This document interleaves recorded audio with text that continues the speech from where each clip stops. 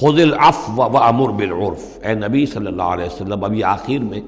پھر حضور سے خطاب، یہ اکثر مکی صورتوں میں ہوتا ہے، اختتام پر حضور سے التفات۔ خذ العفو، اے نبی عفو کو، درگزر کو تھام لیجئے، یعنی آپ ان سے زیادہ بحث میں، ان سے زیادہ کسی تلخی میں، کسی اس طرح کے معاملے میں الجھیے نہیں، معاف کیجئے، چھوڑیے ان کو، دفع کیجئے۔ خذ العفو وامر بالعرف، اور بھلی بات کا حکم دیتے رہیے، جو بھی اچھی بات ہے اس کی طرف دعوت دیتے رہیے، آپ کا کام ہے دعوت دینا۔ وَأَعْرِضْ عَنِ الْجَاهِلِينَ، اور جو آپ سے الجھنا چاہیں ان سے اعراض کیجئے، خام خواہ، جیسے کہ آگے آئے گا سورہ فرقان میں، وَإِذَا خَاطَبَهُمُ الْجَاهِلُونَ قَالُوا سَلَامًا، جب جاہل الجھنا چاہتے ہیں ان عباد الرحمن سے، وہ کہتے ہیں سلام، ہم آپ سے لا نبتغی الجاہلین، ہم جاہلوں کے سر نہیں لگنا چاہتے، منہ نہیں آنا چاہتے۔ تو فرمایا آپ، یہ تین الفاظ آئے ہیں، خذ العفو، یہ ایک داعی کے لیے بڑی بنیادی چیزیں ہیں، معاف کرتے رہنا، درگزر کرتے رہنا، وامر بالمعروف بالعرف، اور بھلی بات کا، اچھی بات کا حکم دیتے رہنا، واعرض عن الجاہلین، اور جو الجھنا چاہیں، جاہل ہوں، جو جذباتی لوگ ہیں، مشتعل مزاج ہیں، ان سے اعراض۔ وَإِمَّا يَنزَغَنَّكَ مِنَ الشَّيْطَانِ نَزْغٌ، اور اگر کبھی کوئی چھوت لگ ہی جائے آپ کو شیطان کی طرف سے،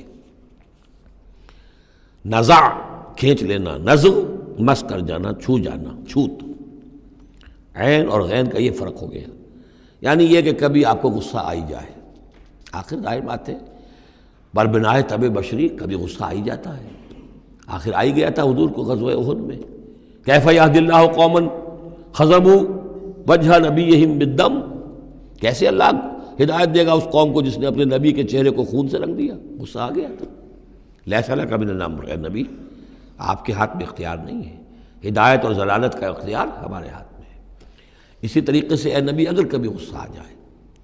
فرمایا وَإِمَّا يَنزَغَنَّكَ مِنَ الشَّيْطَانِ نَزْغٌ فَاسْتَعِذْ بِاللَّهِ، فوراً اللہ کی پناہ طلب کرو، إِنَّهُ سَمِيعٌ عَلِيمٌ، اور یہ پھر آگے چل کر حامیم السجدہ میں بھی یہ آیت آئے گی، إِنَّهُ هُوَ السَّمِيعُ الْعَلِيمُ، یقیناً وہی ہے سب کچھ سننے والا اور سب کچھ جاننے والا۔ ان الذین اتقوا اذا مسهم طائف من الشیطان تذکروا، اور یہی روش ہے تقوی والوں کی، جن لوگوں کے اندر تقوی ہوتا ہے، جب ان پر کوئی گزر ہو جاتا ہے شیطان کے کسی سائے کا، اذا مسهم طائف من الشیطان، شیطان کا کوئی ان کے اوپر گزر ہو گیا، کوئی سایہ پڑ گیا، تذکروا، فوراً وہ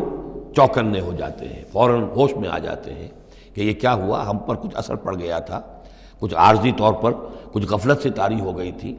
جیسے کہ خود حضور فرماتے ہیں صلی اللہ علیہ وسلم، انہ لا یغان علی قلبی، میرے دل پر بھی کبھی کبھی حجاب سا آ جاتا ہے، وانی لاستغفر اللہ 70 مرۃ فی کل یوم، اور میں روزانہ 70 مرتبہ اللہ سے استغفار کرتا ہوں۔ لیکن یہ سمجھ لیجئے کہ ہمارے دل کے اوپر حجاب وہ بہت اور شے ہے، اور حضور کے قلب مبارک پر حجاب، آپ کے قلب مبارک کا حجاب جو ہے وہ ہماری 100 حضوریوں، لاکھوں حضوریوں سے بڑھ کر جو ہے وہ حضوری کے درجے میں ہوگا، لیکن جو انٹینسٹی ہے، جو تعلق مع اللہ کی انٹینسٹی ہے، اس میں ذرا سی کمی بھی آ گئی ہے تو اس سے حضور نے تعبیر کیا کہ میرے بھی دل پر کبھی کبھی حجاب آ جاتا ہے، انہ لا یغان علی قلبی، انٹینسٹی تو کم ہو گئی نا، یہ بجلی جس پاور کی ہے ذرا سی کم ہو جائے گی تو ایک دفعہ تو آپ کو محسوس ہوگا اندھیرا ہو گیا، حالانکہ بجلی ہے، روشنی ہے، اندھیرا نہیں ہوا ہے، لیکن اس کی پاور کم ہوئی ہے۔ تو فرمایا کہ انہ لا یغان علی قلبی وانی لاستغفر اللہ 70 مرۃ فی کل یوم۔ ان الذین اتقوا اذا مسهم طائف من الشیطان تذکروا، تو فوراً وہ چوکنے ہو جاتے ہیں، یاد کرتے ہیں، فاذا هم مبصرون، اور ان کی آنکھیں کھل جاتی ہیں، انہیں حقائق نظر آنے لگتے ہیں، وقتی سا جو سایہ پڑ گیا تھا اس سے وہ فوراً نکل آتے ہیں۔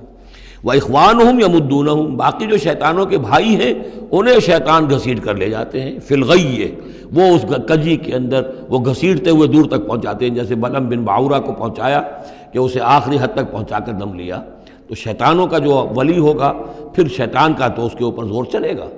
لیکن جو اللہ کے بندے ہیں ان پر تو شیطان کا اختیار ہے ہی نہیں،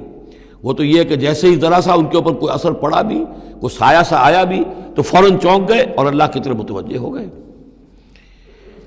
ثم لا یقصرون، پھر وہ کمی نہیں کرتے، اسے آخری منزل جو ہے گمراہی کی وہاں تک پہنچا کر رہتے ہیں۔